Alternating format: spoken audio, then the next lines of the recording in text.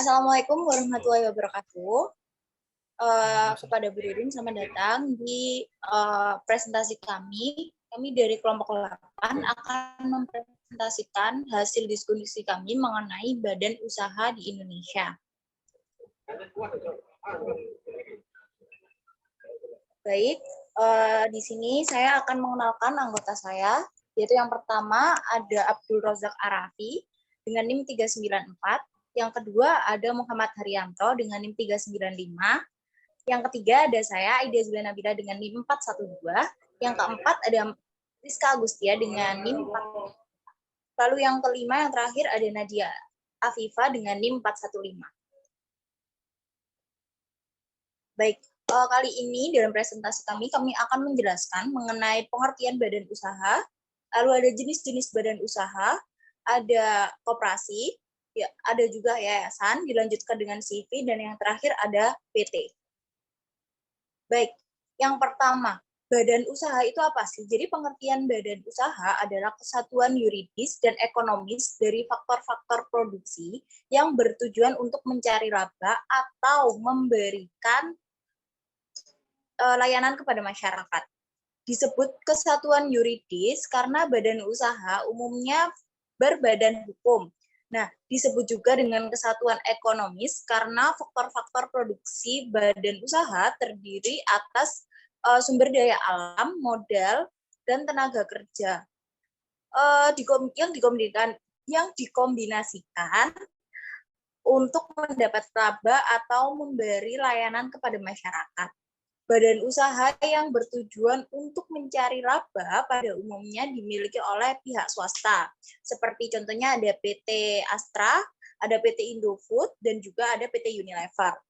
Nah, pada pengertian sehari-hari, orang-orang tuh sebagian menganggap bahwasanya antara badan usaha dan perusahaan itu memiliki pengertian yang sama, memiliki arti yang sama. Padahal sebenarnya perbedaan di keduanya itu cukup signifikan. Jadi badan usaha merupakan kesatuan yuridis ekonomis, sedangkan perusahaan merupakan kesatuan teknis dalam bentuk produksi. Yang sebenarnya perusahaan juga bagian dari badan usaha yang tugasnya menghasilkan barang dan jasa. Lalu selanjutnya ada jenis-jenis badan usaha yang akan dibantu menjelaskan oleh teman saya Muhammad Haryanto. Kepada beliau saya persilahkan. Oke, terima kasih atas kesempatannya. Yang pertama adalah jenis badan usaha berdasarkan kegiatan yang dilakukan. Contohnya adalah badan usaha ekstraktif. Badan usaha ini mengambil apa yang telah tersedia di alam. Contohnya adalah badan usaha ekstraktif, yaitu PT Pertamina dan PT Bukti Asen. Contoh kedua yaitu badan usaha agresif. Badan usaha ini berusaha membudidayakan tumbuh-tumbuhan atau segala kegiatan yang berkaitan dengan pertanian. Contohnya PT Perkebunan Negara. Contoh ketiga, badan usaha industri. Badan usaha ini berusaha meningkatkan nilai ekonomi barang dengan jalan mengubah bentuknya. Contohnya PT Kimia Farma. Contoh keempat, badan usaha perdagangan. Badan usaha ini bergerak dalam aktivitas yang berhubungan dengan menjual dan membeli barang dan membeli barang tanpa mengabali bentuknya untuk memperoleh keuntungan. Contoh badan usaha tersebut adalah PT Matahari. Contoh badan kelima yaitu badan usaha. Badan usaha ini memenuhi kebutuhan konsumen dengan jalan menyediakan jasa kepada masyarakat. Contohnya yaitu PT Bank Rakyat Indonesia. Contoh jenis badan usaha yang kedua yaitu berdasarkan kepemilikan modal. Yang pertama, badan usaha milik swasta atau disebut BUMS. Badan usaha milik swasta adalah badan usaha yang modalnya dimiliki oleh pihak swasta dan tujuannya adalah mencari keuntungan. Yang kedua, badan usaha milik negara atau disebut BUMN. Badan usaha milik negara adalah badan usaha yang pemilik modalnya adalah negara atau pemerintah. Contohnya BUMN PT Kereta Api atau disebut PAI. Yang ketiga, badan usaha milik daerah atau disebut BUMBD.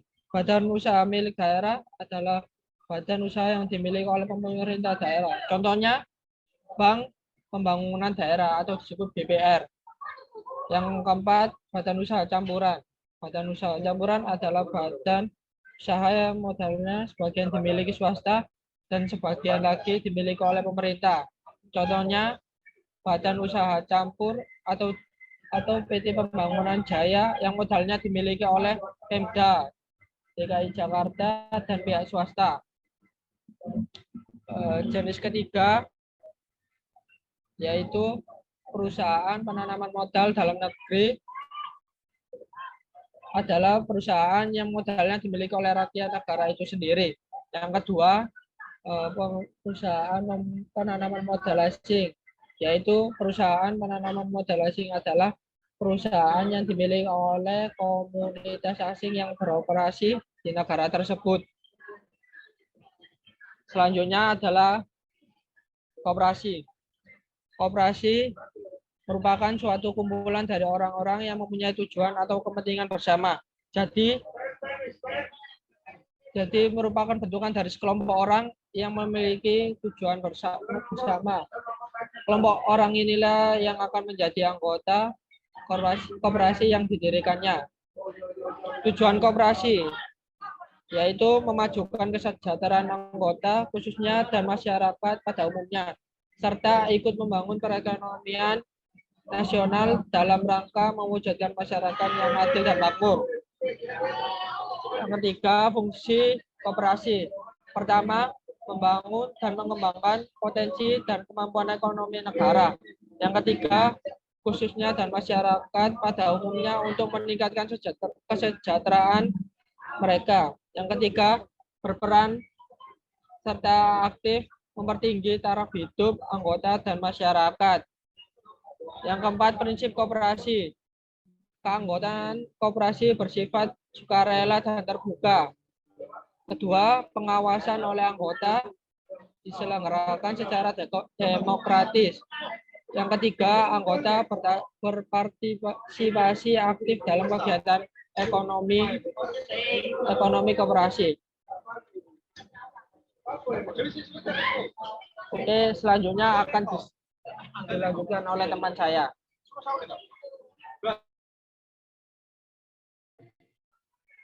Baik, terima kasih. Saya akan menjelaskan tentang yayasan.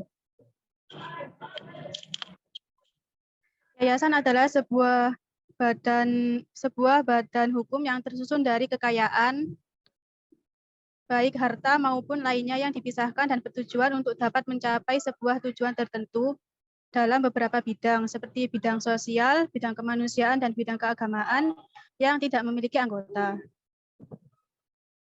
Adapun pengertian yayasan menurut Dirjen AHU, Kementerian Hukum dan HAM, yayasan adalah sebuah badan hukum yang bergerak dalam bidang sosial, kemanusiaan, dan keagamaan. Yayasan tidak memiliki anggota. Yayasan juga merupakan badan hukum yang tidak mencari profit atau keuangan. Berikutnya dasar hukum yayasan. Perundangan mengenai yayasan disahkan pertama kali pada tahun 2001 melalui UU nomor 16 tahun 2001 tentang yayasan. Seiring diperlukannya perincian lebih lanjut, UU ini mengalami perubahan melalui UU nomor 28 tahun 2004. Benar memang sebelum tahun 2001 yayasan sudah ada dan diakui, namun keberadaannya dianggap oleh sebagian orang hanya formalitas sebagai suatu entitas legal tanpa pengaturan yang mendetail mengenai kepastian hukumnya. Pada periode itu, pendirian yayasan memang lebih diminati karena proses pendiriannya yang cukup sederhana dan terkesan menghindari pajak. Berikutnya yaitu organ pada yayasan. Satu yaitu pembina yayasan. Pembina yayasan adalah adalah organ yayasan yang memiliki kewenangan yang tidak dapat diserahkan kepada pengurus atau pengawas oleh undang-undang atau anggaran dasar. Anggota pembina tidak diperkenankan untuk memiliki rangkap jabatan sebagai anggota pengurus atau anggota pengawas. 2. Pengurus yayasan. Pengurus bertanggung jawab penuh atas kepengurusan yayasan, kepentingan dan tujuan yayasan, serta berhak mewakili yayasan sesuai anggaran dasar yayasan. Pengurus yayasan juga memiliki kewajiban untuk membuat laporan tahunan untuk selanjutnya dilaporkan kepada pembina. Pengawas yayasan. Pengawas yang ketiga yaitu pengawas yayasan. Pengawas yayasan bertugas untuk selalu mengawasi dan memberikan beberapa nasihat kepada seorang pengurus untuk membantu memudahkan pengurus dalam mengurus dan mengembangkan organisasi. Pengawas yayasan diangkat oleh pembina berdasarkan keputusan rapat pembina untuk jangka waktu selama 5 tahun dan dapat diangkat kembali. Yang ketiga yaitu selanjutnya sumber keuangan yayasan. Pemasukan ini bertujuan untuk menghidupi operasional yayasan dan badan usaha yang ada di bawahnya, bukan untuk memperkaya diri si pemilik yayasan. Artinya, badan usaha yang didirikan oleh yayasan dapat difungsikan untuk memperoleh keuntungan selama kegiatan usaha tersebut, sesuai dengan maksud dan tujuan yayasan, yaitu badan hukum yang bergerak di bidang sosial, keagamaan, dan kemanusiaan sesuai dengan pasal 7 UU Yayasan. Suatu yayasan akan memiliki banyak keuntungan seiring dengan banyaknya badan usaha yang didirikan, sehingga dapat dikatakan bahwa badan usaha tersebut adalah modal hidup nyata sebuah yayasan. Baik, selanjutnya akan dilanjutkan oleh teman saya. Terima kasih. Baik, terima kasih atas kesempatannya. Di sini saya akan menjelaskan tentang CV. CV itu singkatan dari Commanditaire Vennootschap. CV adalah salah satu bentuk badan usaha yang dibentuk oleh 2 orang atau lebih, yang kemudian mempercayakan modal yang dimiliki kepada 2 orang atau lebih. Hal itu dilakukan untuk menjalankan perusahaan tersebut sekaligus dipercaya untuk memimpin perusahaan. Tujuannya agar tercapainya cita-cita bersama dengan tingkat keterlibatan masing-masing anggotanya. Oleh karena itu, di dalam CV terdapat 2 sekutu yang berbeda. Selanjutnya di sini ada tujuannya. Tujuannya dibentuk CV itu agar sebuah badan usaha dapat menjalankan aktivitas bisnisnya dengan resmi dan legal sesuai hukum. Karena CV pada umumnya didirikan dengan akta dan didaftarkan melalui notaris sehingga mempunyai payung hukum. Dalam perjalanan bisnis, seringkali kerja sama dengan pihak lain, terutama perusahaan atau instansi besar dan resmi, mensyaratkan adanya badan usaha yang legal menurut hukum. Misalkan untuk mengikuti tender dari instansi pemerintah atau perusahaan swasta, perusahaan-perusahaan yang diperbolehkan mengikuti tender tersebut adalah perusahaan yang berbentuk CV atau PT. Oke, selanjutnya ada dasar hukum CV. Karena sifatnya merupakan badan usaha yang diakui legal secara hukum, CV mempunyai dasar hukum yang dapat dipertanggungjawabkan. Dasar hukum keberadaan CV disebutkan dalam beberapa sumber hukum, yaitu adanya Kitab Undang-Undang Hukum Dagang yang disingkat KUHD, pasal 19, 20, dan 21, yang membahas pendirian, permodalan CV, dan pembahasan mengenai sekutu komplementer maupun komanditer. Yang kedua ada Peraturan Menteri Hukum dan Hak Asasi Manusia Nomor 17 Tahun 2018 yang membahas pendaftaran persekutuan komanditer, persekutuan firma, dan persekutuan perdata. Yang ketiga ada KUHD Pasal 31 yang membahas tentang pembubaran CV. Yang keempat ada KUHP per Pasal 1647 dan 1649 yang membahas tentang pembubaran CV. Selanjutnya ada KUHP per pasal 1651 yang membahas tentang perwarisan sekutu. Oke, itu mungkin saja yang bisa saya jelaskan dari CV. Selanjutnya akan dijelaskan oleh teman saya. Terima kasih. Oke, terima kasih. Apa suara saya kedengaran? Tes. Suara saya kedengaran? Halo. Jadi selanjutnya perseroan terbatas atau disebut PT. Pengertian PT adalah salah satu jenis badan usaha yang dilindungi oleh hukum dengan modal yang terdiri dari saham. Seseorang yang dikatakan sebagai pemilik PT apabila memiliki bagian saham terbesar dari jumlah yang ditanamkan. Contohnya Mbak Nadia sama Mas Rian memiliki saham sebesar 25%, dan saya 50%. Jadi kepemilikannya PT itu bisa pemilikan saya. Contohnya seperti itu. Sesuai dengan Undang-Undang Nomor 40 Tahun 2007 yang membahas mengenai perseroan terbatas atau PT, dikatakan bahwa perusahaan berjenis perseroan terbatas adalah suatu badan usaha yang terbentuk badan hukum yang didirikan berdasarkan perjanjian dan melakukan kegiatan usaha dengan modal yang seluruhnya dibagi dalam saham atau disebut juga dengan aliansi modal.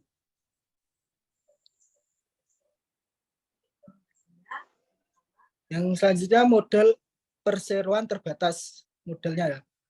Modal dasar, modal yang ditempatkan, modal yang distorkan. Modal dasar ini merupakan modal perusahaan yang bisa menilai seberapa besar perusahaan tersebut. Adanya modal ini akan membantu perusahaan dalam menentukan kelasnya apabila termasuk kelas besar, menengah, atau perusahaan PT kelas kecil. Modal yang ditempatkan. Modal ini mengacu pada kesanggupan para pemilik terkait jumlah modal yang ditanamkan pada perusahaan. Pasal 33 Undang-Undang Perseroan Terbatas menyatakan bahwa jumlah minimal modal yang ditempatkan adalah sebesar 25% dari modal dasar perusahaan. Dan terakhir, modal yang distorkan. Modal store menjadi jenis sumber dana PT yang paling dianggap nyata karena menunjukkan jumlah modal yang di-store oleh para pemegang saham. Besarnya modal store untuk PT adalah paling sedikit 25% dari modal dasar. Artinya besarnya sama dengan modal yang ditempatkan oleh para pemegang saham. Oke, yang selanjutnya jenis perusahaan PT. Perseroan terbatas atau PT tertutup. Perseroan terbatas PT publik, perseroan terbatas terbuka. Perseroan terbatas tertutup, salah satu ciri khas perusahaan tertutup adalah para pemegang saham yang hanya berasal dari kalangan tertentu atau orang-orang yang sudah saling mengenal sebelumnya. Seperti misalnya dalam perusahaan keluarga gitu. Perseroan terbatas atau publik, pasal 1 ayat 8 UU PT menyebutkan bahwa perseroan publik adalah jenis perseroan yang telah memenuhi kriteria jumlah pemegang saham dan modal disetor sesuai dengan keuntungan peraturannya. Sesuai itu Undang-Undang Nomor 8 Tahun 1995 mengenai pasar modal atau UUPM pasal 1 ayat 22 menyebutkan sebuah perusahaan dikatakan perseroan publik apabila saham telah dimiliki oleh setidaknya 300 orang dengan jumlah modal yang disetorkan minimal sebesar 3 juta. Perseroan terbatas TBK disebut dalam pasal 1 ayat 7 UU PT bahwa PT terbuka melakukan penawaran saham secara terbuka. Tidak hanya itu, PT jenis ini juga harus mampu memenuhi segala persyaratan yang dibutuhkan untuk PT publik dengan melakukan penawaran pada bursa efek alias menjual saham pada masyarakat. Jadi masyarakat bisa menginvest walaupun berjumlah kecil bisa menginvest ke suatu PT itu, yaitu jenisnya PT terbuka. Selanjutnya keunggulan dan kelemahan PT.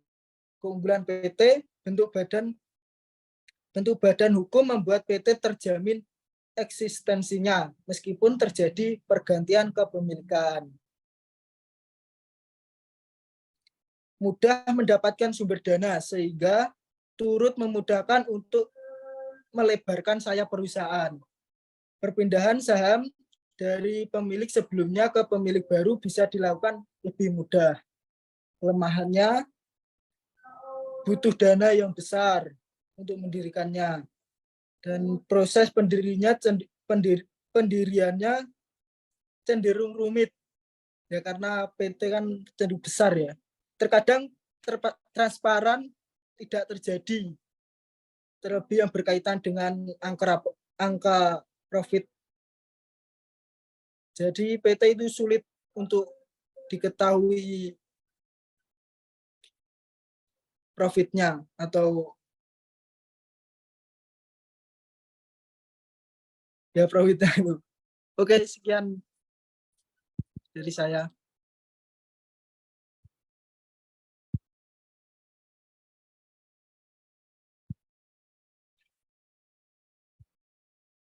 Sudah, Kak. Baik, itulah hasil diskusi kami. Apabila ada kesalahan, kami mohon maaf. Sekian dari kami. Wassalamualaikum warahmatullahi wabarakatuh.